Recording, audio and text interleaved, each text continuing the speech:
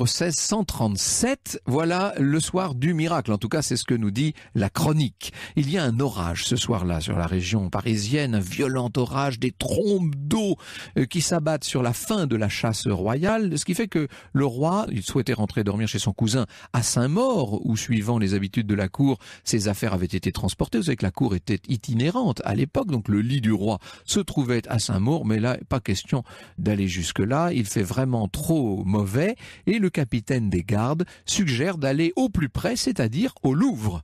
Il se trouve que ce jour-là, la reine aussi est au Louvre. Alors Louis XIII se fait un peu désirer, c'est le moins qu'on puisse dire, mais la tempête redouble comme si le ciel lui-même était de la partie.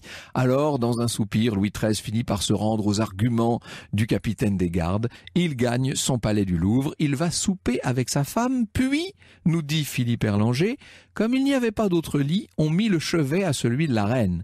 Le roi passa sa robe et ses pantoufles selon les rites, précédé du premier valet de chambre qui portait le flambeau. Il entra chez sa femme. Un avis apparemment venu du couvent de la Visitation Sainte-Marie avait été envoyé aux communautés de Paris et à cette heure même, de toutes les maisons pieuses s'élevèrent des prières. Louis XIII demeura au Louvre jusqu'à l'aube.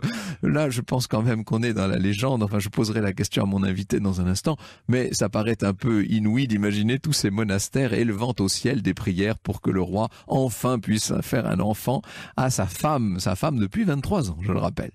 On ne sait pas si c'est bien ce soir-là et dans ces circonstances très particulières qu'a été conçu le futur Louis XIV, mais une chose est certaine, quelques semaines plus tard, au cœur de l'hiver, la Gazette, qui donc est, vous savez, l'organe officiel d'information du pouvoir, la Gazette annonce la surprenante nouvelle: Anne d'Autriche attend un enfant. Ce fut un coup de tonnerre, nous dit Erlanger. Princes et grands déferlèrent aussitôt à Saint-Germain et présentèrent à leur majesté réunie les compliments d'usage. La joie obligatoire ne parvenait pas cependant à masquer leur stupéfaction. Et oui, tout de suite on se pose des questions. Enfin, c'est impossible. Comment ont-ils fait? Ils ne se voyaient plus, ces deux-là. Cet enfant paraît totalement improbable. Les relations entre Louis XIII et sa femme, disons-le, ne se sont pas du tout réchauffées. Ils sont toujours relativement éloignés l'un de l'autre. Alors, la grossesse de la reine Anne se passe assez bien. Le 22 avril, le fruit royal remue, nous dit la Gazette. Ça, c'est quand même un présage rassurant qui est célébré 2 jours après lors de la fête qui est organisée spécialement pour l'occasion à l'Arsenal. Il ne faut pas oublier que le royaume est toujours empêtré dans cette guerre. On retient son souffle à cette époque. On guette ce qui peut être interprété comme un signe favorable de la providence. N'oubliez pas cet aspect essentiel pour la diplomatie du temps et pour la compréhension des mentalités de l'époque. Alors, évidemment, les astrologues, tout le monde a fait de savants calculs. On a essayé de savoir quel serait le signe du nouveau roi, etc. Tout le monde pense qu'il va naître à la fin du mois d'août 1638. Il va quand même falloir attendre quelques jours supplémentaires jusqu'au 4 septembre pour qu'à Saint-Germain, les choses se précisent. Vers 23h, quand je dis à Saint-Germain, on est dans la partie du château neuf de Saint-Germain, avec toutes ces belles terrasses qui n'existent plus aujourd'hui. Vers 23h, la reine ressent de vives douleurs. Rapidement, l'excitation sature l'atmosphère. Il faut imaginer que tout le monde l'attend, cet enfant, bien entendu. Alors, comme le veut la coutume, c'est en présence de toute une assistance de princes et de princesses du sang, de grands officiers de la couronne, etc., que la reine va devoir affronter les souffrances de l'enfantement. On craint même à un moment pour sa vie, et ce n'est qu'à la fin de la matinée qu'a lieu la délivrance. Je cède à nouveau la parole à Philippe Erlanger. Un quart d'heure avant midi, la sage-femme présenta triomphalement la petite masse de chair rose qui deviendrait le roi soleil. Madame de Sensé, qui est une dame d'honneur de la reine, poussa le cri fatidique « C'est un dauphin !» Le canon gronda, les cloches sonnèrent, 50 courriers firent bondir leurs chevaux. Le roi, tombant à genoux, rendit grâces au ciel. En revanche, il ne fit aucun mouvement vers sa femme. Il fallut l'exciter de s'approcher d'elle et de l'embrasser, nous dit un témoin. L'essentiel est ailleurs. Louis XIII a donc un fils, et vous comprenez qu'on l'ait surnommé Louis Dieudonné, comme pour souligner le rôle qu'on attribue au ciel dans cette naissance. Alors, évidemment, dans l'entourage de Gaston d'Orléans, on fait plutôt grise mine, mais partout ailleurs, dans le royaume, la joie est immense. Imaginez les festivités, les danses improvisées, dans les rues, les tédéums, dans les cathédrales, partout. On roule le tambour et l'on annonce l'attente, l'incroyable nouvelle. Richelieu n'est pas en reste, c'est Raphaël d'Argent, qui est le biographe d'Anne d'Autriche, qui nous précise ceci. Richelieu écrivit au roi pour le féliciter. « Je crois que Dieu vous l'ayant donné, il l'a donné au monde pour de grandes choses », écrit le cardinal dans son style.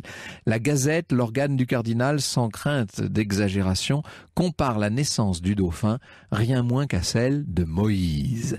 Seulement, cette naissance qu'on se plaît à juger miraculeuse, cette naissance fait toujours un peu jaser. La joie retombée, la fête éteinte, on se pose des questions et la rumeur de revenir et d'aller de plus belle et de grossir et d'enfler encore. Est-ce que quand même cette naissance ne serait pas un peu trop belle pour être vraie ? Certains vont aller bientôt jusqu'à remettre en cause la paternité même de Louis XIII. Sur Europe 1, au cœur de l'histoire, au cœur de l'été, revient dans un instant. Au cœur de l'histoire en été sur Europe 1, 7 jours sur 7, de 14h à 15h. Franck Ferrand. Cet après-midi, on revient sur les mythes et réalités qui entourent le fameux roi. Et ça y est, le roi est né, Franck. Vous l'avez compris, tout le monde est heureux de la naissance de Louis Dieudonné, bien entendu. Le roi, n'en parlons pas, qui depuis longtemps avait désespéré de donner un héritier à la dynastie. Il est tellement comblé, tellement heureux. On n'a jamais vu Louis XIII comme ça. On a l'impression qu'il a rajeuni du jour au lendemain. La reine est soulagée, bien entendu. Sa position se trouve considérablement renforcée. Toute l'Europe parle depuis trop longtemps des relations orageuses du couple royal français et de son incapacité à donner la vie pour qu'on ne remette pas immédiatement en cause, ici ou là, l'intervention divine. Voilà ce que Lord Montagu, en Angleterre, écrit au sujet de la grossesse royale, des mots quand même lourds de sous-entendus qui sont cités par Raphaël d'Argent. C'est un tour de lit qui étonnera beaucoup de monde. Je voudrais bien savoir à quelle particulière invocation il faut attribuer ce miracle. Oh, que la médisance est proche. Les bruits courent. Alors d'abord, ils ont été un peu étouffés dans le concert de joie qui s'est emparé du royaume, mais les rumeurs persistent et vous savez que leur nature même est d'enfler à ces rumeurs. De nombreuses hypothèses vont être bâties. Ça va occuper les auteurs pendant des siècles, cette histoire, avec des thèses sérieuses et d'autres qui le sont beaucoup moins. On a inventé à Louis XIV tous les pères présomptifs possibles en essayant d'étayer ses soupçons sur l'agenda, si je puis dire, l'ordre du jour, l'emploi du temps du roi et de la reine, en rappelant les difficultés sexuelles de Louis XIII. Il y a des historiens parmi les plus célèbres, je pense à Michelet bien entendu, au XIXe siècle, qui ont ouvertement remis en cause la version officielle d'une paternité du roi Louis XIII, comme si la reine Anne devait son enfant à quelqu'un d'autre. Alors, quand on se penche très précisément sur la question, force est de reconnaître que ces rumeurs n'ont pas vraiment de fondement. Voilà ce que nous explique Philippe Erlanger. Anne d'Autriche, écrit-il, environnée d'espions, Anne d'Autriche, que l'étiquette empêchait de rester jamais seule, aurait éprouvé d'insurmontables difficultés à commettre un adultère. Quant à l'impuissance de Louis XIII, si souvent admise comme indiscutable, le journal du médecin Héroard la dément formellement et les premières grossesses d'Anne d'Autriche prouvent que la froideur misogyne n'était nullement incapacité d'engendrer. Qu'en termes élégants, ces choses-là sont dites. Ensuite, on a proposé bien sûr toutes sortes de pères possibles pour Louis XIV. Alors d'abord des pères de fantaisie, si je puis dire. Certains ont carrément dit que c'était Richelieu. Non, mais c'est une histoire invraisemblable. Il faut quand même beaucoup d'imagination pour imaginer Richelieu allant faire un enfant à Anne d'Autriche. Mais alors en revanche, très nombreux sont les auteurs qui se sont engouffrés dans la brèche ouverte par Michelet pour donner la paternité du jeune dauphin à Mazarin lui-même. Mazarin qui du reste était non seulement le dauphin, le successeur désigné de Richelieu, mais s'est trouvé être nommé parrain du jeune Louis XIV. Alors on a imaginé toutes sortes d'histoires. Et d'ailleurs, je me rappelle un téléfilm qui a été diffusé sur le service public il n'y a pas si longtemps, il y a 2 ou 3 ans, si ma mémoire est bonne, où l'on montrait, c'était tout à fait invraisemblable d'ailleurs de voir ça, on voyait carrément Mazarin et Anne d'Autriche partageant le même lit et étant, pourquoi pas, le père et la mère de Louis XIV. Évidemment, tout ça est quand même très peu probable. Au reste, ajoute Jean-Christian Petit-Fils, le jaloux et soupçonneux Louis XIII ne douta jamais un seul instant de sa paternité, au point de se montrer agacé par les bruits attribuant la naissance du dauphin à une intervention divine. Il savait quand même à peu près ce qui s'était passé, Louis XIII, il était bien placé, n'est-ce pas? Et c'est vrai que ça l'agaçait particulièrement, toutes ces rumeurs et tous ces bruits malveillants. Donc, entre l'hypothèse politico-religieuse du miracle et celle de la non-paternité du roi, et que je n'ose qualifier, comment est-ce qu'on pourrait l'appeler, de ragot et de biologie, celle-là, eh bien, on peut imaginer que c'est bien le couple royal qui a conçu son fils de manière naturelle. Et d'ailleurs, j'allais dire, la meilleure preuve, c'est que très vite, le roi Louis XIV aura un frère, monsieur Philippe d'Anjou, qui, naîtra également de l'union de Louis XIII et d'Anne d'Autriche, ce qui prouve que ce qui n'était jamais que les 5e et 6e grossesses de la reine Anne ne relevait pas tant du prodige que cela. C'est le 21 septembre 1640 qu'est né Philippe. Cette naissance, pas plus que celle de Louis Dieudonné, ne rapprochera cependant le couple royal, dont les relations jusqu'au bout restent très fraîches, c'est le moins qu'on puisse dire. Mais ce qu'il faut souligner, c'est à quel point la couronne de France s'est trouvée renforcée, non pas par la naissance de Louis Dieudonné, mais bien par la naissance de ces 2 princes, qui assuraient cette fois pleinement la succession dynastique, la continuité dynastique, comme le souligne Philippe Erlanger.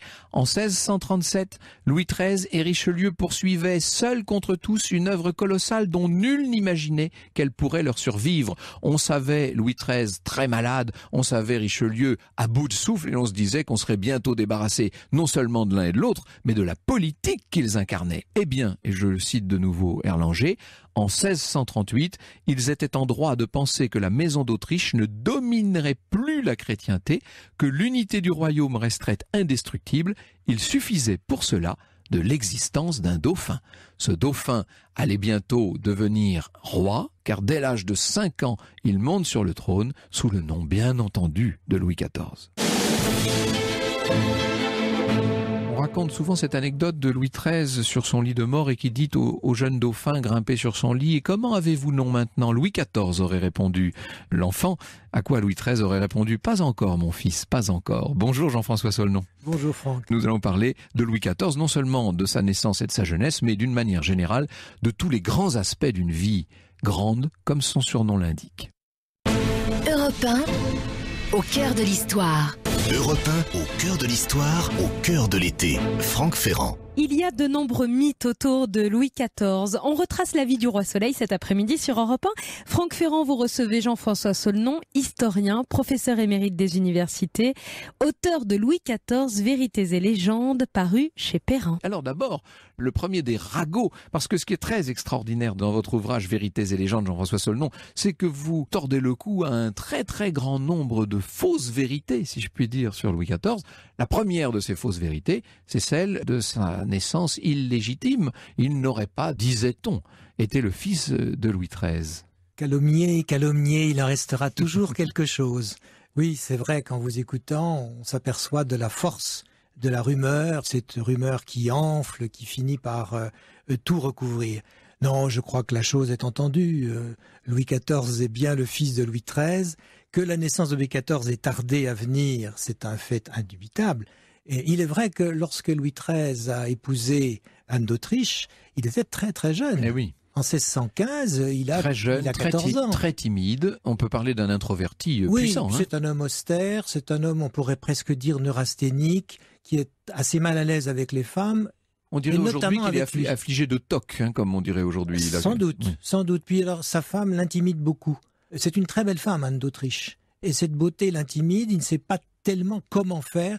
Finalement, Louis XIII est un homme qui est un homme simple. C'est un homme qui aime l'armée, c'est d'ailleurs un roi soldat, qui est beaucoup plus à l'aise dans les bivouacs qu'à la cour. Et c'est un environnement masculin qui lui convient le mieux. Par conséquent, les rapports ont été difficiles à établir parce qu'Anne d'Autriche, toute jeune, est un peu frivole. Elle, en effet, on la prend presque la main dans le sac lorsqu'elle entretient une correspondance avec son frère, le roi d'Espagne. Faut-il parler de trahison? C'est peut-être excessif. Mais en tout cas, elle est particulièrement maladroite, imprudente. Et tout ceci va envenimer les rapports, mais il n'en reste pas moins que, peut-être grâce à un orage, eh bien, Louis XIII et Anne d'Autriche ont fabriqué cet enfant qui est promis à une belle carrière. Alors cet orage du Louvre, très célèbre, cet orage de décembre 1637, il est devenu mythique, si je puis dire. On racontait ça aux écoliers il y a encore peu de temps. Et puis alors aujourd'hui, toute l'historiographie nous dit il n'y a pas eu d'orage, il n'y a pas eu de nuit du Louvre, etc. On est déjà, si je puis dire, dans la légende ? Écoutez, l'histoire ne cesse de recommencer. Par conséquent, peut-être que dans 50 ans, on reviendra à l'orage. On passe de l'orage au beau temps, on verra bien. Oui. En tout cas, ce qui est certain, c'est que Louis XIV est bien le fils de son père. Ça, vous en êtes certain. Il n'y a pas de doute sur la question. Oui, j'ai pas de renseignements particuliers, mais je crois pouvoir affirmer qu'il est bien le fils de Louis XIII. Et d'ailleurs, lui n'en doutait pas du tout. Ni le père, ni le fils n'en ont jamais douté. Pas une seconde. Louis XIV avait une vraie révérence pour la figure de Louis le Juste, pour la statue de son père, si je puis dire. Même s'il l'a perdu très tôt, puisqu'il est orphelin de père à l'âge de 5 ans, souvent on prétend que le fait d'avoir gardé comme cœur du château de Versailles le petit château de cartes de briques, pierres et ardoises de son père est une sorte d'hommage au père. Peut-être, mais peut-être pas, parce que Louis XIV a hésité avant de garder ce Versailles premier. Il a songé aussi à le détruire. Mais en réalité, il était resté fidèle parce que son prédécesseur est le roi de France. C'est son père et c'était le roi de France. Et Louis XIV est très soucieux de la continuité dynastique. Et jusqu'à son lit de mort, d'ailleurs, il évoquera la figure de son père. Qui pour lui est une sorte de modèle, sans doute idéalisé, mais encore une fois, il est mort, son père est mort alors que lui-même était tout jeune. Qui se charge de son éducation? La mère, j'imagine, Anne d'Autriche? Anne d'Autriche, sans doute, mais il faut mettre sur pied une équipe qui va être chargée de l'éducation. On confie la responsabilité générale au cardinal de Mazarin, qui va être surintendant de l'éducation du roi. En plus d'être le parrain du roi. Outre d'être le parrain. Et puis, il y a une équipe qui se forme, en particulier avec l'abbé de la Baume qui va devenir archevêque de Paris comme précepteur, le marquis de Villeroy qui est gouverneur, la Motte-Levaillé qui va prendre également la succession de notre futur archevêque de Paris. Bref, il y a une équipe et le roi va recevoir des cours. Alors des cours de religion, des cours de catéchisme avec les nouvelles prescriptions du Concile de Trente, des cours de latin. On ne peut pas dire qu'il soit particulièrement brillant. On prétend même d'ailleurs qu'il a même peut-être même pas le niveau d'un ancien élève des collèges des Jésuites. Et on lui apprend la morale, on lui apprend l'histoire. L'histoire joue un rôle extrêmement important dans la formation des princes à cette époque-là. Et aux leçons d'histoire qu'il reçoit, d'ailleurs son précepteur va lui apprendre surtout le modèle de Henri IV. Et d'ailleurs, le précepteur va écrire un livre d'ailleurs sur la vie du roi Henri IV. Et qui est le fondateur de la dynastie. Fondateur, c'est le premier Bourbon. Et puis c'est une image déjà mythique à cette époque-là. Et puis le soir, avant de s'endormir, eh bien le premier valet de chambre du jeune Louis XIV, qui s'appelle de la Porte, va lui lire des extraits de l'histoire de France de Mézeray, qui nous paraîtrait aujourd'hui très austère. Mais c'est ainsi qu'il s'initie à cette histoire de la monarchie française. Et surtout, ce qui est important, c'est qu'on lui a appris, par ses lectures et de vive voix, on lui a appris à détester les rois fainéants. Et Louis XIV va conserver ça en tête jusqu'à sa mort, quand il donne les ultimes conseils à son petit-fils Philippe d'Anjou, qui va devenir roi d'Espagne en 1701 sous le nom de Philippe V. La première chose qu'il lui donne comme conseil, c'est « ne vous laissez pas gouverner, travaillez et régnez véritablement ».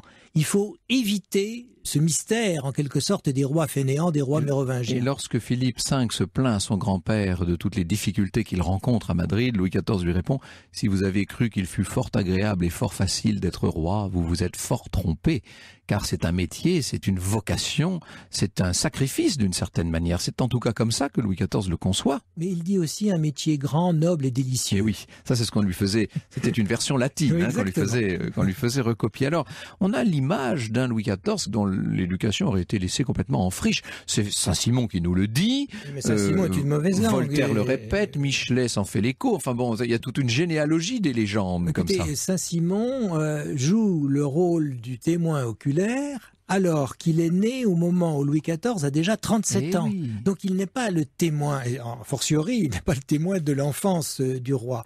Oui, Saint-Simon a des phrases qui sont presque définitives, parce qu'elles sont passées dans la légende, en effet, d'une sorte d'éducation et d'une formation au-dessous du médiocre, disait-il. Bon, médiocre, il faut comprendre moyen. Il est né avec un esprit au-dessous du médiocre. Oui, et là, on se rend compte en réalité qu'il a reçu un certain nombre de leçons, notamment dans le domaine des langues étrangères. On lui apprend l'espagnol, il parle espagnol avec sa mère, Anne d'Autriche, il va parler italien, et d'ailleurs on va s'en apercevoir lorsque le grand architecte, le cavalier Bernin, vient à Paris en 1665, eh bien il s'exprime en italien avec Bernin. C'est quelqu'un qui a reçu des cours d'écriture, de mathématiques. Il est vrai que cette formation n'a peut-être pas donné tous les résultats escomptés. Mais ce qu'il faut avoir en tête, c'est qu'à l'époque, et il faut quand même se replacer dans les mentalités du temps, on ne fabrique pas un universitaire, là. On fabrique un futur roi de France. Alors, Mazarin se charge de l'éducation politique, et à côté de cela, il y a tout ce qui fait l'éducation d'un honnête homme, c'est-à-dire les exercices physiques, l'équitation en particulier, la chasse, et le petit Louis XIV, il a à sa disposition des petites armes miniatures dans les jardins des Tuileries. Des forts, on fait des petits fortins donc il va prendre avec une petite équipe de camarades. Bref, il est formé, et surtout dans le domaine des arts, on sent là qu'il y a un terrain extraordinairement favorable. C'est sa fibre en fait, vraiment. Il aurait pu être artiste s'il n'avait été roi. C'est un roi artiste. Ouais. Incontestablement. Il danse, il pratique des instruments de musique. On lui a appris évidemment le clavecin, on lui a appris le luth, qui est l'instrument noble par excellence. Ce que l'on sait moins, c'est qu'il joue de la guitare. Or, la guitare, c'est pas un instrument qui est à l'époque très considéré. C'est un peu comme s'il faisait de la batterie aujourd'hui, si je puis dire. Oui, c'est un instrument rythmique, la guitare, oui, puis un instrument un peu exotique. Oui. Eh bien, c'est lui qui va imposer, par sa pratique de la guitare, cet instrument ensuite dans les antichambres de Versailles. Je me rappelle que lorsque je passais encore plus de temps qu'aujourd'hui au château de Versailles, je passais mon temps à essayer moi aussi de détruire des idées fausses sur Louis XIV. On imagine toujours un Louis XIV très hautain, alors qu'au contraire, tous les témoins nous disent qu'il était très accessible, très aimable, notamment d'une grande politesse avec les dames. Une infinie politesse. On nous présente un Louis XIV qui n'aimait que la fête, etc. Alors qu'on sait qu'au contraire, il passait beaucoup de temps seul dans ses collections à regarder ses tableaux, en fait, etc., etc. D'où vient-il qu'on ait de Louis XIV une image aussi fausse, Jean-François Solnon? Oui, c'est ça qui m'a beaucoup frappé, parce que cette image particulière de Louis XIV, elle s'est très largement répandue, déjà en son temps. Alors il y a le témoignage, on l'évoquait il y a un instant, de Saint-Simon, mais c'est pas le seul. Qui peut être parfois très précieux du reste. Mais c'est une très grande valeur documentaire, mais il faut faire avec Saint-Simon ce que chacun doit faire avec des sources, c'est-à-dire savoir les décrypter et savoir les critiquer. Mais il y a d'autres témoignages de l'époque qui sont hostiles à Louis XIV. Je pense en particulier à Fénelon, archevêque de Cambrai, qui est l'auteur d'une lettre anonyme, si je peux me permettre cette opposition, une lettre anonyme que probablement Louis XIV n'a jamais lue, sinon ça aurait valu la Bastille à ce cher ecclésiastique, et qui est une lettre particulièrement sévère, je dirais même plus que sévère, injuste à l'égard de Louis XIV. Il y a une autre lettre que Saint-Simon a fait parvenir dans l'entourage du roi, que Louis XIV n'a pas dû lire non plus. Bref, il y a déjà en son temps en quantité de légendes qui se mettent en place. Et même quelquefois des légendes ou des demi-vérités qui viennent de gens qui lui sont favorables. Je pense en particulier à la truculente Madame Palatine, qui peut dire quelquefois, parce qu'elle déteste Madame de Maintenon, qui peut dire des choses tout à fait outrées. Et puis à partir de là, eh bien, nous avons les écrivains romantiques, nous avons Michelet, entre autres choses, et aussi les petits manuels de la Troisième République. Ces petits manuels qui sont faits pour les enfants, à une époque où la Troisième République n'est pas un régime encore parfaitement stable, qui est fragile, qui peut toujours être rattrapé par une restauration monarchique, et on a compris, les instituteurs ont compris qu'il ne s'agissait pas de tresser des couronnes à Louis XIV et d'évoquer l'Ancien Régime en termes flatteurs. Donc si vous ajoutez tout cela, plus la paresse intellectuelle d'un certain nombre... Il aurait peut-être fallu commencer par là, du reste. Eh bien, on s'aperçoit que Louis XIV traîne derrière lui, comme beaucoup de grands personnages, quantité de légendes. Ce qu'il explique également, c'est la longueur longueur du règne. C'est 54 années de règne personnel, depuis la mort de Mazarin jusqu'à sa propre mort. 54 années, vous vous rendez compte, Franck, c'est 11 quinquennats. Oui, c'est impressionnant. Surtout que là, vous parlez des 54 années de règne personnel. Oui, encore une fois, 72 ans de règne. Louis XIV est roi depuis la mort de son père, depuis 1643. C'est tout à fait impressionnant. Ce sont plusieurs générations qui sont nées et mortes sous Louis XIV, qui n'ont connu d'horizon que Louis XIVien. Et on peut comprendre d'ailleurs que dans les dernières années ou dans les dernières décennies, on en est un peu assez de la longueur de ce règne. Et parmi ceux qui sont responsables de ces légendes, il ne faut pas oublier un foyer extrêmement important, ce sont les pamphlets hollandais et anglais, qui sont les deux grands ennemis du royaume de France, qui ne manquent aucune occasion d'inonder l'Europe de pamphlets, de libelles, mettant en cause d'une manière la plus désordonnée possible à la fois le personnage et son action. Europe 1, au cœur de l'histoire. Au cœur de l'histoire, en été, 14h, 15h. 7 jours sur 7 sur Europe 1. Franck Ferrand. De nombreuses légendes entourent la vie de Louis XIV. Franck Ferrand, vous recevez cet après-midi sur Europe 1 Jean-François Saulnon, historien, professeur émérite des universités et auteur de Louis XIV, Vérités et légendes, paru chez Perrin. Ce que je vous propose, ça c'est tout simple, Jean-François Saulnon, c'est de reprendre un certain nombre de vos chapitres et d'évoquer un certain nombre d'idées reçues à propos de Louis XIV, dont on nous dit par exemple qu'il n'aimait pas son parrain, qu'il se méfiait, qu'il détestait même le cardinal Mazarin. Qu'en était-il en vérité ? Ce qui est amusant, c'est que cette idée, elle peut être parfaitement datée. Et on en connaît l'auteur.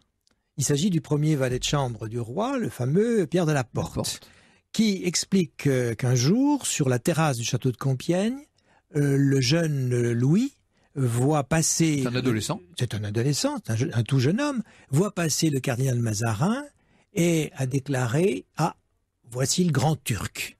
Alors, cette formule est une formule un peu forte, peut-être même sibylline, mais forte, parce qu'évidemment, les Turcs ont si mauvaise réputation dans la chrétienté du XVIIe siècle qu'on s'y intéresse de près. Alors, on rapporte bien le mot de cet enfant à sa mère, Anne d'Autriche, qui essaye de savoir, mais d'où vient cette expression, qui l'a lui soufflé.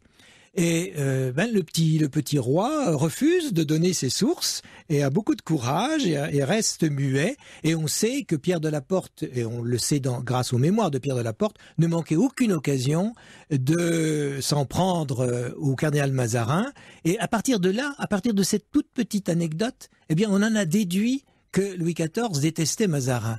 Ce qui est loin d'être la vérité, bien au contraire. Louis XIV sait ce qu'il doit déjà à Mazarin. D'abord, il lui doit son apprentissage politique. Mazarin a formé Louis XIV. Et il l'a pas formé en lui faisant lire de gros in-folio de droit public. Il l'a fait intervenir au Conseil du roi sur des sujets particuliers, en particulier des sujets qui étaient accessibles pour lui. Oui. Et de façon pédagogique, on peut dire. Mais en très très pragmatique. Et puis, Mazarin n'a cessé de s'intéresser au sort de Louis XIV, et la réciproque est vraie. Parce que lorsque Mazarin, dans les derniers mois de son existence, avait besoin de réconfort, eh bien c'est le jeune roi qui venait lui apporter ce réconfort. Mazarin est mort au château de Vincennes, où, disait-on, l'air est plus pur qu'ailleurs, et c'est Louis XIV qui lui apporte le bouillon, les médicaments, quand le cardinal... pleure abondamment. Oui, Louis XIV pleurait beaucoup. Oui, il faut dire, oui, il avait la langue facile. Exactement. Et lorsque Mazarin reçoit l'extrême onction, donc on interdit l'entrée de la chambre au jeune roi, mais celui-ci va regarder par une petite fente dans la cloison. Il est très présent, et il l'a dit à plusieurs reprises d'ailleurs, lorsque Louis XIV est lui-même malade en 1658 à Mardic, près de Dunkerque, sa vie a été en cause là, et qui s'est adressé à Mazarin en lui disant « Vous êtes le meilleur ami, le seul que j'ai ». Et le mot ami au XVIIe siècle avait une force qu'il n'a plus du tout aujourd'hui. C'était un mot très important. Alors, Mazarin meurt en 1661, et c'est ce qu'on appelle la fameuse prise de pouvoir par Louis XIV. On pense tout de suite au film de Rossellini, bien entendu. Est-ce qu'il n'y a pas là un mythe sur cette espèce de basculement du jour au lendemain, un roi qui ne se serait totalement désintéressé des affaires publiques, qui du jour au lendemain devient une sorte de despote ? J'allais dire oui et non, mais pas despote. Le roi de France, aucun roi de France n'a été un dictateur ou un despote. Il est vrai qu'il y a un coup de tonnerre de tout de même. Après la mort de Mazarin, Louis XIV décide de réunir le Conseil, s'adresser à sa mère et s'adresser aux principaux membres du Conseil du roi pour leur dire que désormais, lui-même exercera la fonction de Premier ministre. C'est-à-dire c'est la fin du ministériat qui avait été occupé par Richelieu dans un premier temps, puis ensuite par Mazarin. Et Louis XIV va remodeler les conseils. Il y a un conseil qu'on appelle d'en haut, parce qu'il siégeait au premier étage à Versailles, ou dans les résidences royales avant Versailles, c'est-à-dire un conseil étroit. Et là, dans ce conseil étroit, ne vient que ceux qui sont appelés par le roi. C'est-à-dire qu'il n'y a pas de conseiller né. Anne d'Autriche, sa mère, qui a été pourtant régente, eh bien, n'a pas entré au conseil. Et là, le roi appelle qui l'entend. Puis il y a un deuxième conseil, le conseil des dépêches, qui s'occupe surtout de politique intérieure, qui existait déjà, mais qui monte en grade parce que le roi le préside lui-même. Et puis il y aura plus tard un conseil royal des finances. Par conséquent, il y a une modification des conseils. Mais est-ce que c'est véritablement une révolution en 1761 ? Pas tout à fait. Parce que ceux qui peuplent ce conseil et ceux qui vont être nommés secrétaires d'État, c'est le legs de Mazarin. Et voilà. Ce sont des gens qui ont été légués par Mazarin, c'est Hugues de Lionne, c'est Michel Le Tellier, c'est Nicolas Fouquet, avant que celui-ci ne soit remplacé par Jean-Baptiste Colbert. Et puis bien sûr, c'est le nouveau Colbert. Alors le nouveau Colbert, et puis quantité d'autres secrétaires d'État dont nous n'avons pas forcément retenu aujourd'hui les noms, mais quand on regarde d'un peu près, on s'aperçoit que ces gens sont dans les allées du pouvoir depuis des années, voire des décennies. Je songe en particulier au chancelier Séguier. Séguier est chancelier de France depuis 1635, 3 ans avant la naissance de Louis XIV. Donc, révolution à demi. Chancelier, c'est-à-dire tout à l'heure, j'ai un peu savonné sur ce sujet. Chancelier, c'est à mi-chemin entre le ministre de l'Intérieur et le ministre de la Justice, un peu à l'époque. Hein, c'est ça. C'est un personnage extrêmement important parce que c'est ce qu'on appelle le porte-parole du roi. Le connétable était le porte-épée. Voilà. Lui, le porte-parole du roi, c'est le chef de la magistrature. Alors, évidemment, Colbert va avoir un rôle essentiel. Puis Louvois, ce qu'il ne faut pas oublier, et c'est au départ, à la disgrâce et à la mort de Louvois, puisque tout ça va de pair, que Louis XIV acquiert un véritable magistère, qu'il exerce un vrai pouvoir personnel. Mais ça, ce sont les dernières années du règne. Parce que jusque-là, au temps de la vie donc, de Colbert et de Louvois, Louis XIV traite les affaires avec ses personnalités qui sont très fortes. Ce sont des gens extrêmement compétents, très travailleurs. Rappelez-vous, à l'école primaire, on apprenait que Colbert ne sont pas sans tâche, notamment Louvois, se frottait les mains lorsqu'il arrivait dans son bureau parce qu'il avait des piles de dossiers sur le bureau. Donc Louis XIV essayait déjà de jouer le rôle d'arbitre entre la famille Le Tellier de Louvois et la famille Colbert. Et puis, il a perdu Colbert en 1683. Il a perdu le fils de Colbert, Seignelay, en 1690, et puis Louvois meurt en 1691, et là, le choix de Louis XIV va être différent. Il va nommer des gens beaucoup plus jeunes.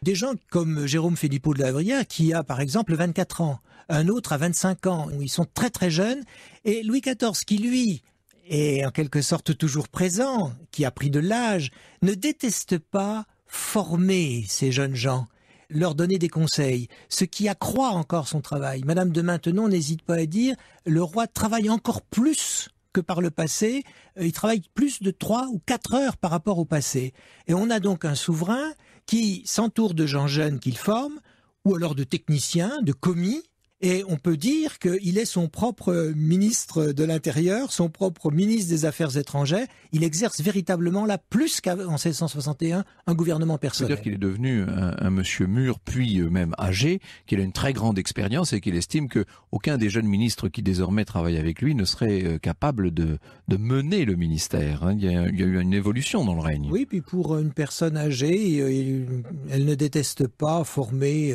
la jeune génération. Ça, oui. Alors, il y a une autre idée reçue qui nous a été transmise par l'école, qui est celle du gouvernement de la bourgeoisie, d'une certaine manière. Un gouvernement de ville-roture, si l'on en croit Saint-Simon. Et là encore, vous redressez cette idée fausse.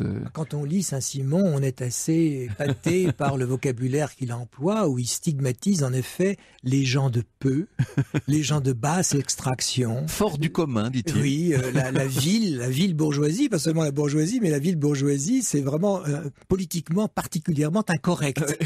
Et on a cru, en effet, que Louis XIV s'était entouré de gens venus de rien. Et en particulier, on citait, à tort, mais on citait Jean-Baptiste Colbert, qui aurait été le fils d'un marchand de draps de Reims, qui tenait boutique à l'enseigne du Long Vêtu, alors que Louis XIV a non pas gouverné avec des aristocrates, ça c'est vrai. Il n'y a autour de lui que le duc de Beauvilliers ou le duc de Chevreuse. Il a fait rentrer son fils et son petit-fils au conseil du roi très tardivement. Tout ceci est vrai.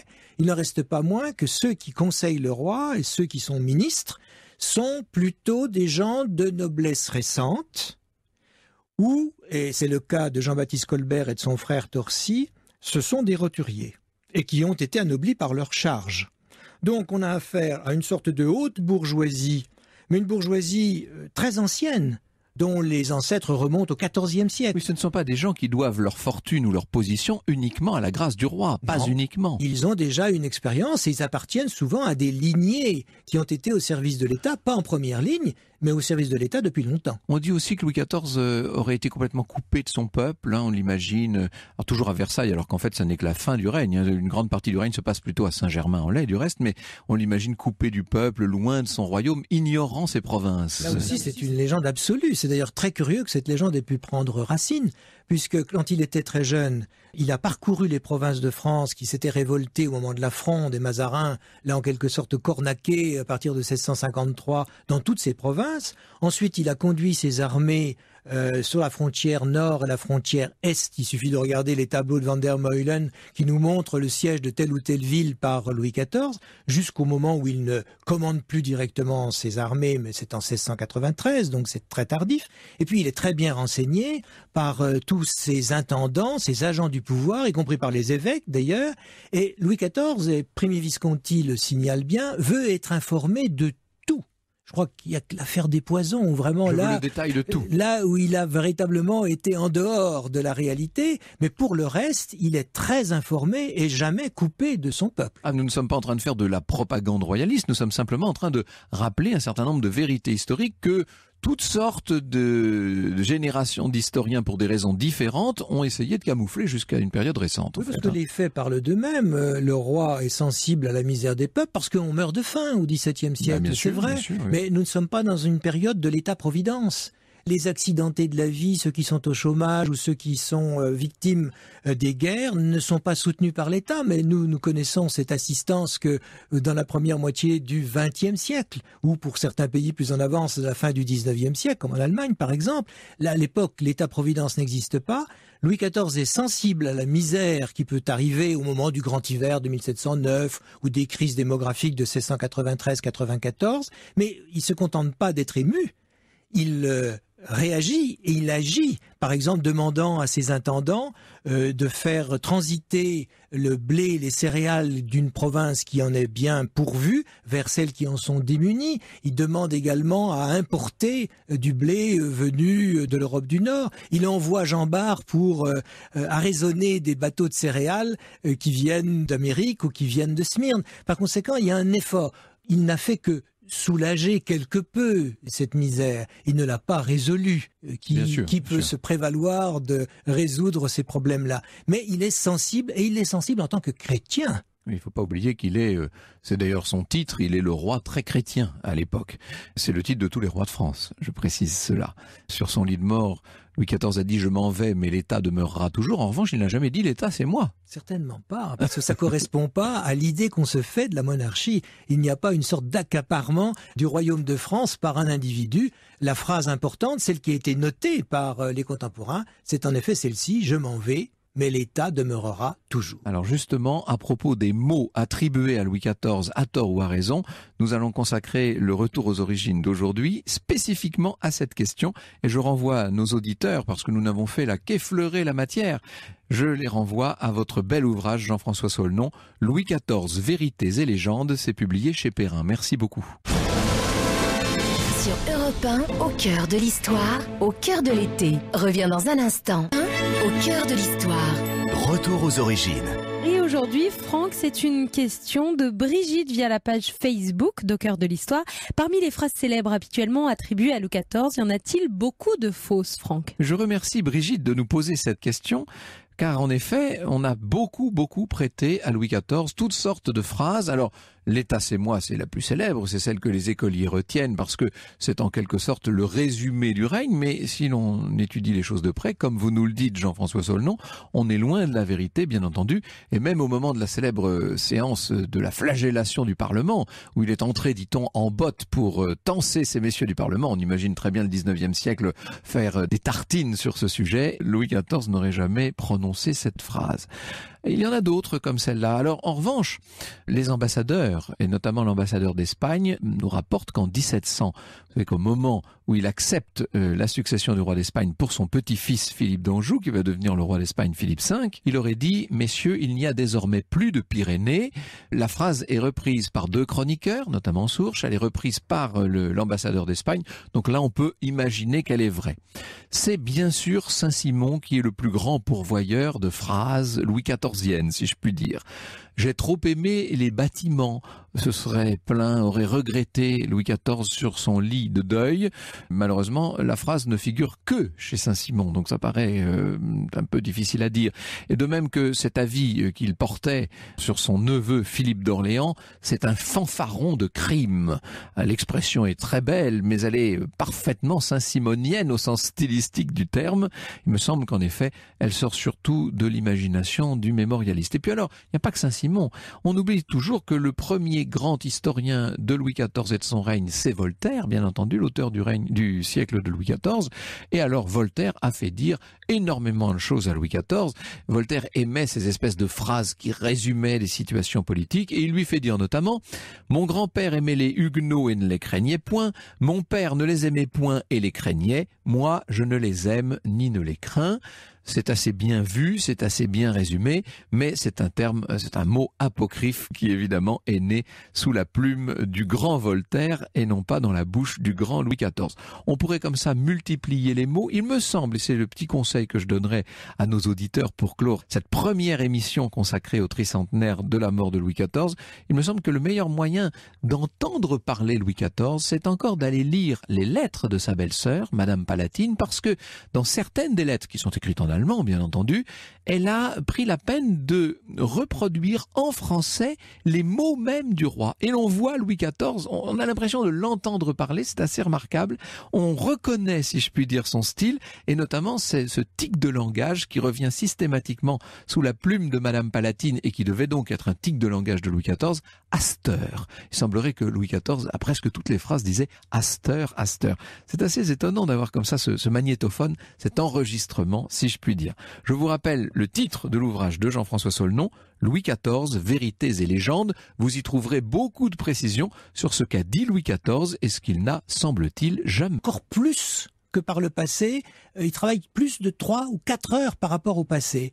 Et on a donc un souverain qui s'entoure de gens jeunes qu'il forme, ou alors de techniciens, de commis, et on peut dire qu'il est son propre ministre de l'Intérieur, son propre ministre des Affaires étrangères. Il exerce véritablement là, plus qu'en 1661, un gouvernement personnel. C'est-à-dire qu'il est devenu un monsieur mûr, puis même âgé, qu'il a une très grande expérience et qu'il estime que aucun des jeunes ministres qui désormais travaillent avec lui ne serait capable de mener le ministère. Il y a eu une évolution dans le règne. Oui, puis pour une personne âgée, elle ne déteste pas former la jeune génération. Oui, oui.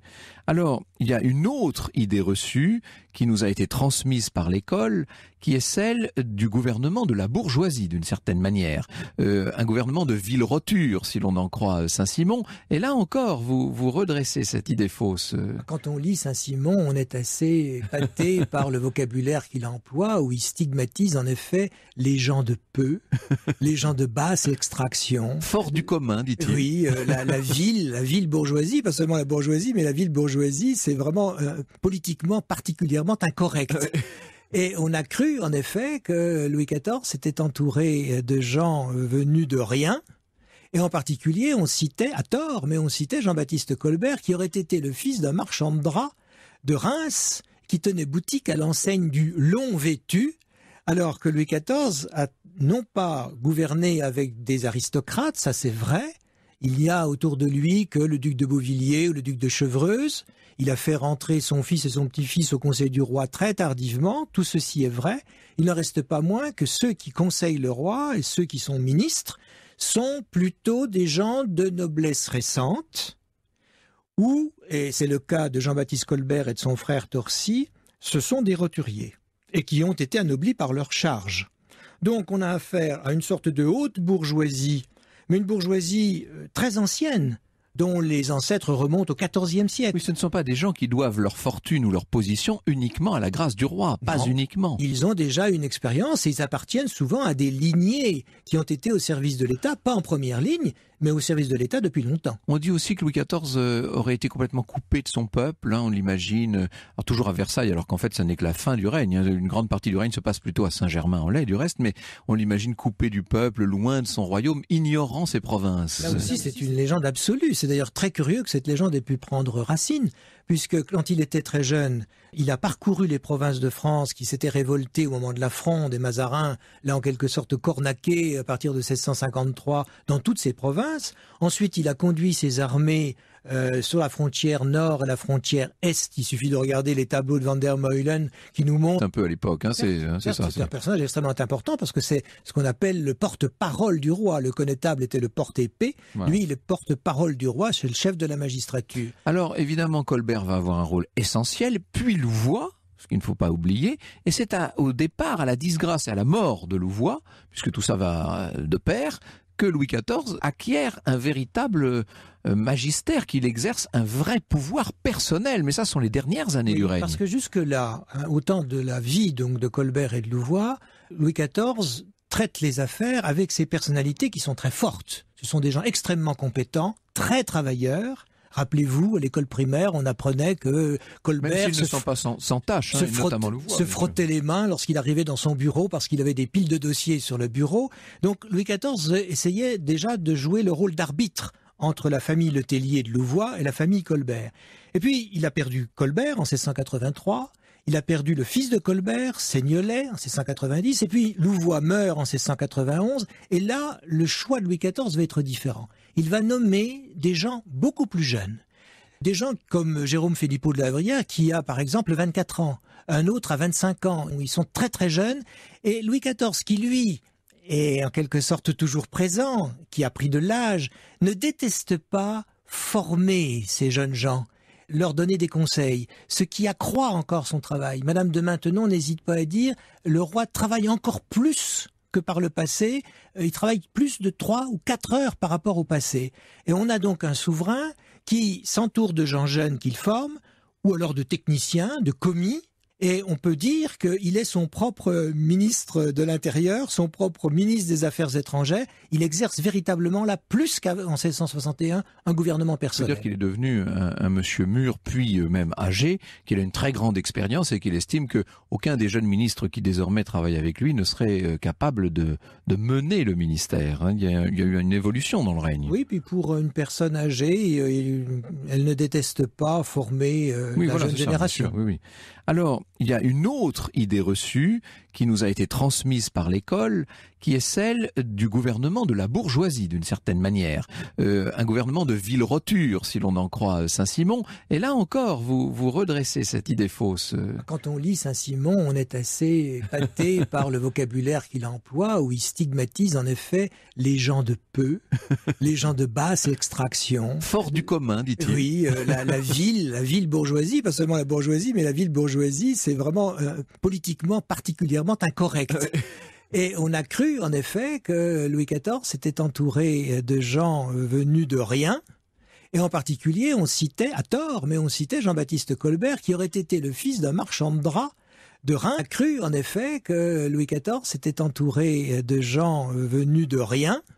Et en particulier, on citait, à tort, mais on citait Jean-Baptiste Colbert, qui aurait été le fils d'un marchand de draps de Reims, qui tenait boutique à l'enseigne du Long Vêtu, alors que Louis XIV a non pas gouverné avec des aristocrates, ça c'est vrai, il n'y a autour de lui que le duc de Beauvilliers ou le duc de Chevreuse, il a fait rentrer son fils et son petit-fils au conseil du roi très tardivement, tout ceci est vrai, il n'en reste pas moins que ceux qui conseillent le roi et ceux qui sont ministres sont plutôt des gens de noblesse récente, ou, et c'est le cas de Jean-Baptiste Colbert et de son frère Torcy, ce sont des roturiers, et qui ont été anoblis par leur charge.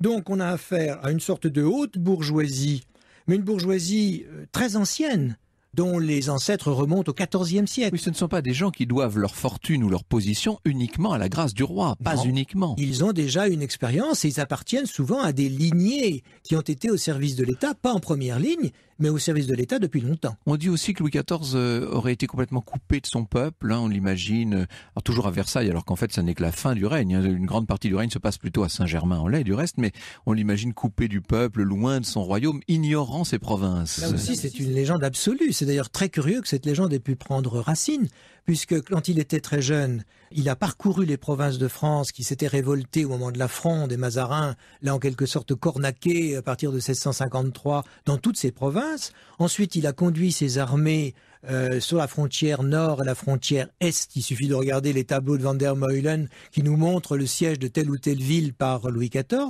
jusqu'au moment où il ne commande plus directement ses armées, mais c'est en 1693, donc c'est très tardif. Et puis il est très bien renseigné par tous ses intendants, ses agents du pouvoir, y compris par les évêques d'ailleurs. Et Louis XIV, et Primi Visconti le signale bien, veut être informé de tout. Je crois qu'il y a que l'affaire des poisons, où vraiment le détail de tout. Là où il a véritablement été en dehors de la réalité, mais pour le reste, il est très informé et jamais coupé de son peuple. Ah, nous ne sommes pas en train de faire de la propagande royaliste, nous sommes simplement en train de rappeler un certain nombre de vérités historiques que toutes sortes de générations d'historiens, pour des raisons différentes, ont essayé de camoufler jusqu'à une période récente. Oui, parce que les faits parlent d'eux-mêmes. Le roi est sensible à la misère des peuples parce qu'on meurt de faim au XVIIe siècle, c'est vrai. Sûr, oui. Mais nous ne sommes pas dans une période de l'État-providence. Les accidentés de la vie, ceux qui sont au chômage ou ceux qui sont victimes des guerres ne sont pas soutenus par l'État, mais nous connaissons cette assistance que dans la première moitié du XXe siècle, ou pour certains pays plus en avance, à la fin du XIXe siècle, comme en Allemagne par exemple. Là, à l'époque, l'État-providence n'existe pas.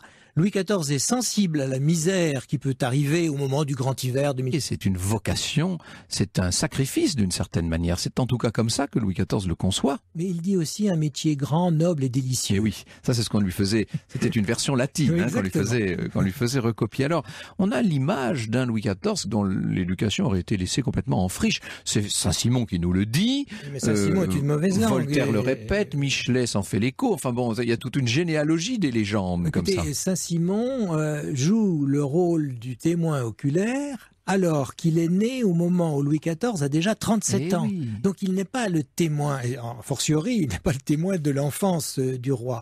Oui, Saint-Simon a des phrases qui sont presque définitives, parce qu'elles sont passées dans la légende, en effet, d'une sorte d'éducation et d'une formation au-dessous du médiocre, disait-il. Bon, médiocre, il faut comprendre moyen. Il est né avec un esprit au-dessous du médiocre. Et par contre, et là, on se rend compte en réalité qu'il a reçu un certain nombre de leçons, notamment dans le domaine des langues étrangères. On lui apprend l'espagnol, il parle espagnol avec sa mère, Anne d'Autriche, il va parler italien, et d'ailleurs on va s'en apercevoir lorsque le grand architecte, le cavalier Bernin, vient à Paris en 1665, eh bien il s'exprime en italien avec Bernin.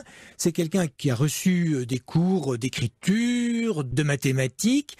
Il est vrai que cette formation n'a peut-être pas donné tous les résultats escomptés. Mais ce qu'il faut avoir en tête, c'est qu'à l'époque, et il faut quand même se replacer dans les mentalités du temps, on ne fabrique pas un universitaire, là. On fabrique un futur roi de France. Alors, Mazarin se charge de l'éducation politique, et à côté de cela, il y a tout ce qui fait l'éducation d'un honnête homme, c'est-à-dire les exercices physiques, l'équitation en particulier, la chasse. Et le petit Louis XIV, il a à sa disposition des petites armes miniatures dans les jardins des Tuileries. Des forts, on fait des petits fortins qu'il va prendre avec une petite équipe de camarades. Bref, il est formé, et surtout dans le domaine des arts, on sent là qu'il y a un terrain extraordinairement favorable. C'est sa fibre en fait, hein, vraiment. Il aurait pu être artiste s'il n'avait été roi. C'est un roi artiste. Ouais. Incontestablement. Il danse, il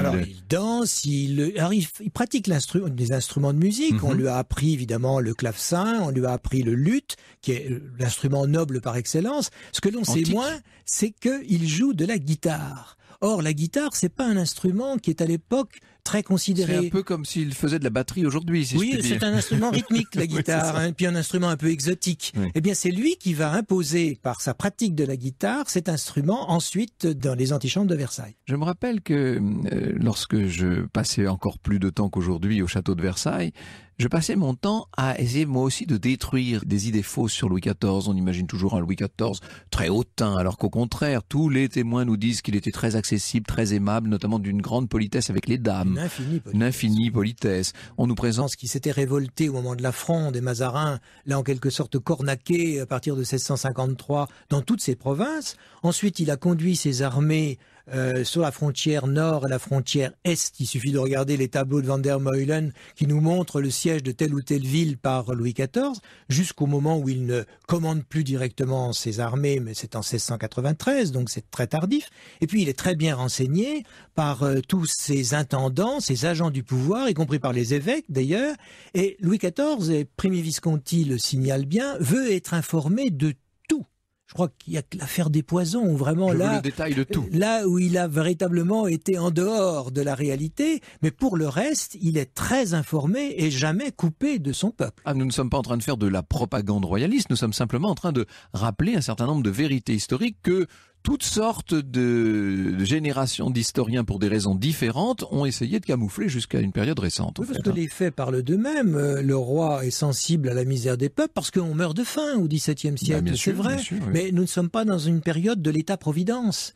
Les accidentés de la vie, ceux qui sont au chômage ou ceux qui sont victimes des guerres ne sont pas soutenus par l'État, mais nous connaissons cette assistance que dans la première moitié du XXe siècle, ou pour certains pays plus en avance, à la fin du XIXe siècle, comme en Allemagne par exemple. Là, à l'époque, l'État-providence n'existe pas.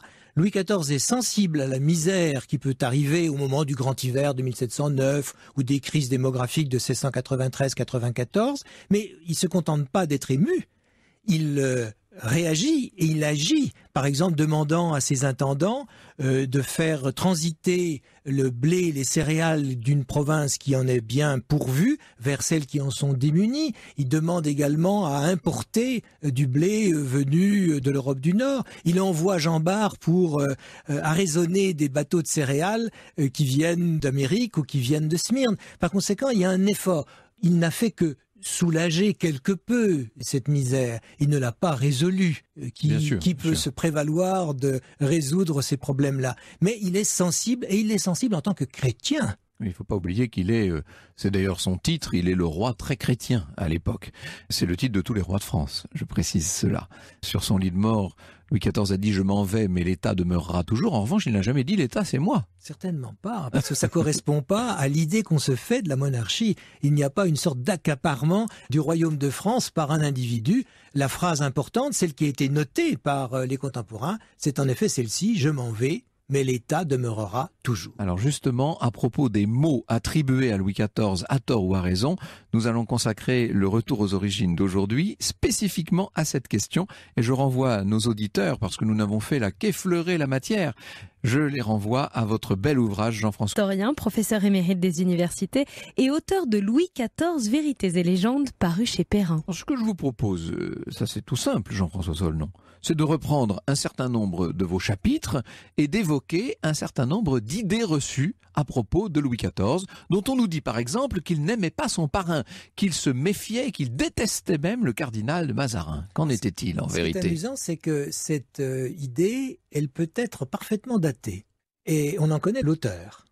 Il s'agit du premier valet de chambre du roi, le fameux Pierre de la Porte, qui explique qu'un jour, sur la terrasse du château de Compiègne, le jeune Louis voit passer... C'est un adolescent. C'est un adolescent, un tout jeune homme, voit passer le cardinal Mazarin et a déclaré « Ah, voici le grand Turc ». Alors, cette formule est une formule un peu forte, peut-être même sibylline, mais forte, parce qu'évidemment, les Turcs ont si mauvaise réputation dans la chrétienté du XVIIe siècle qu'on s'y intéresse de près. Alors, on rapporte bien le mot de cet enfant à sa mère, Anne d'Autriche, qui essaye de savoir, mais d'où vient cette expression, qui l'a lui soufflé. Et le petit roi refuse de donner ses sources et a beaucoup de courage et reste muet. Et on sait que Pierre de la Porte, et on le sait grâce aux mémoires de Pierre de la Porte, ne manquait aucune occasion de s'en prendre au cardinal Mazarin. Et à partir de là, à partir de cette toute petite anecdote, eh bien, on en a déduit que Louis XIV détestait Mazarin. Ce qui est loin d'être la vérité, bien au contraire. Louis XIV sait ce qu'il doit déjà à Mazarin. D'abord, il lui doit son apprentissage politique. Mazarin a formé Louis XIV. Et il ne l'a pas formé en lui faisant lire de gros in-folios de droit public. Il l'a fait intervenir au Conseil du roi sur des sujets particuliers, en particulier des sujets qui étaient accessibles pour lui. Oui. Et, de façon pédagogique, on peut dire. Mais en très très pragmatique. Et puis Mazarin n'a cessé de s'intéresser au sort de Louis XIV, et la réciproque est vraie. Parce que lorsque Mazarin, dans les derniers mois de son existence, avait besoin de réconfort, eh bien c'est le jeune roi qui venait lui apporter ce réconfort. Mazarin est mort au château de Vincennes, où, disait-on, l'air est plus pur qu'ailleurs, et c'est Louis XIV qui lui apporte le bouillon, les médicaments, quand le cardinal... pleure abondamment. Oui, Louis XIV pleurait beaucoup. Oui, il faut dire, oui, il avait la langue facile. Exactement. Et lorsque Mazarin reçoit l'extrême onction, donc on interdit l'entrée de la chambre au jeune roi, mais celui-ci va regarder par une petite fente dans la cloison. Il est très présent, et il l'a dit à plusieurs reprises d'ailleurs, lorsque Louis XIV est lui-même malade en 1658 à Mardic, près de Dunkerque, sa vie a été en cause là, et qui s'est adressé à Mazarin en lui disant « Vous êtes le meilleur ami, le seul que j'ai ». Et le mot ami au XVIIe siècle avait une force qu'il n'a plus du tout aujourd'hui. C'était un mot très important. Si elle est ailleurs, Louis XIII a donc un fils, et vous comprenez qu'on l'ait surnommé Louis Dieudonné, comme pour souligner le rôle qu'on attribue au ciel dans cette naissance. Alors, évidemment, dans l'entourage de Gaston d'Orléans, on fait plutôt grise mine, mais partout ailleurs, dans le royaume, la joie est immense. Imaginez les festivités, les danses improvisées, dans les rues, les tédéums, dans les cathédrales, partout. On roule le tambour et l'on annonce l'attente, l'incroyable nouvelle. Richelieu n'est pas en reste, c'est Raphaël d'Argent, qui est le biographe d'Anne d'Autriche, qui nous précise ceci. Richelieu écrivit au roi pour le féliciter. « Je crois que Dieu vous l'ayant donné, il l'a donné au monde pour de grandes choses », écrit le cardinal dans son style. La Gazette, l'organe du cardinal, sans crainte d'exagération, compare la naissance du dauphin rien moins qu'à celle de Moïse. Seulement, cette naissance, qu'on se plaît à juger miraculeuse, cette naissance fait toujours un peu jaser. La joie retombée, la fête éteinte, on se pose des questions, et la rumeur de revenir et d'aller de plus belle et de grossir et d'enfler encore. Est-ce que quand même cette naissance ne serait pas un peu trop belle pour être vraie? Certains vont aller bientôt jusqu'à remettre en cause la paternité même de Louis XIII. Sur Europe 1, au cœur de l'histoire, au cœur de l'été, revient dans un instant. Au cœur de l'histoire en été sur Europe 1, 7 jours sur 7, de 14h à 15h. Franck Ferrand. Cet après-midi, on revient sur les mythes et réalités qui entourent le fameux roi. Et ça y est, le roi est né, Franck. Vous l'avez compris, tout le monde est heureux de la naissance de Louis Dieudonné, bien entendu. Le roi, n'en parlons pas, qui depuis longtemps avait désespéré de donner un héritier à la dynastie. Il est tellement comblé, tellement heureux. On n'a jamais vu Louis XIII comme ça. On a l'impression qu'il a rajeuni du jour au lendemain. La reine est soulagée, bien entendu. Sa position se trouve considérablement renforcée. Toute l'Europe parle depuis trop longtemps des relations orageuses du couple royal français et de son incapacité à donner la vie pour qu'on ne remette pas immédiatement en cause, ici ou là, l'intervention divine. Voilà ce que Lord Montagu, en Angleterre, écrit au sujet de la grossesse royale, des mots quand même lourds de sous-entendus qui sont cités par Raphaël d'Argent. C'est un tour de lit qui étonnera beaucoup de monde. Je voudrais bien savoir à quelle particulière invocation il faut attribuer ce miracle. Oh, que la médisance est proche. Les bruits courent. Alors d'abord, ils ont été un peu étouffés dans le concert de joie qui s'est emparé du royaume, mais les rumeurs persistent et vous savez que leur nature même est d'enfler à ces rumeurs. De nombreuses hypothèses vont être bâties. Ça va occuper les auteurs pendant des siècles, cette histoire, avec des thèses sérieuses et d'autres qui le sont beaucoup moins. On a inventé à Louis XIV tous les pères présents. En quelque sorte cornaqué à partir de 1653 dans toutes ces provinces. Ensuite, il a conduit ses armées sur la frontière nord et la frontière est. Il suffit de regarder les tableaux de Van der Meulen qui nous montrent le siège de telle ou telle ville par Louis XIV, jusqu'au moment où il ne commande plus directement ses armées, mais c'est en 1693, donc c'est très tardif. Et puis il est très bien renseigné par tous ses intendants, ses agents du pouvoir, y compris par les évêques d'ailleurs. Et Louis XIV, et Primi Visconti le signale bien, veut être informé de tout. Je crois qu'il y a que l'affaire des poisons, où vraiment Je veux là, le détail de tout. là où il a véritablement été en dehors de la réalité, mais pour le reste, il est très informé et jamais coupé de son peuple. Ah, nous ne sommes pas en train de faire de la propagande royaliste, nous sommes simplement en train de rappeler un certain nombre de vérités historiques que toutes sortes de générations d'historiens, pour des raisons différentes, ont essayé de camoufler jusqu'à une période récente. Oui, parce que les faits parlent d'eux-mêmes. Le roi est sensible à la misère des peuples parce qu'on meurt de faim au XVIIe siècle, c'est vrai. Bien sûr, oui. Mais nous ne sommes pas dans une période de l'État-providence. Les accidentés de la vie, ceux qui sont au chômage ou ceux qui sont victimes des guerres ne sont pas soutenus par l'État, mais nous connaissons cette assistance que dans la première moitié du XXe siècle, ou pour certains pays plus en avance, à la fin du XIXe siècle, comme en Allemagne par exemple. Là, à l'époque, l'État-providence n'existe pas. Louis XIV est sensible à la misère qui peut arriver au moment du grand hiver de 1709 ou des crises démographiques de 1693-94, mais il se contente pas d'être ému. Il réagit et il agit, par exemple demandant à ses intendants de faire transiter le blé et les céréales d'une province qui en est bien pourvue vers celles qui en sont démunies. Il demande également à importer du blé venu de l'Europe du Nord. Il envoie Jean Bart pour arraisonner des bateaux de céréales qui viennent d'Amérique ou qui viennent de Smyrne. Par conséquent, il y a un effort. Il n'a fait que soulager quelque peu cette misère. Il ne l'a pas résolue.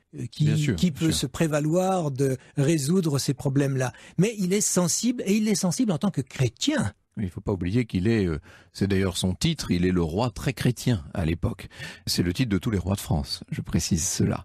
Sur son lit de mort, Louis XIV a dit « Je m'en vais, mais l'État demeurera toujours ». En revanche, il n'a jamais dit « L'État, c'est moi ». Certainement pas, parce que ça correspond pas à l'idée qu'on se fait de la monarchie. Il n'y a pas une sorte d'accaparement du royaume de France par un individu. La phrase importante, celle qui a été notée par les contemporains, c'est en effet celle-ci « Je m'en vais ». Mais l'État demeurera toujours. Alors justement, à propos des mots attribués à Louis XIV, à tort ou à raison, nous allons consacrer le retour aux origines d'aujourd'hui spécifiquement à cette question.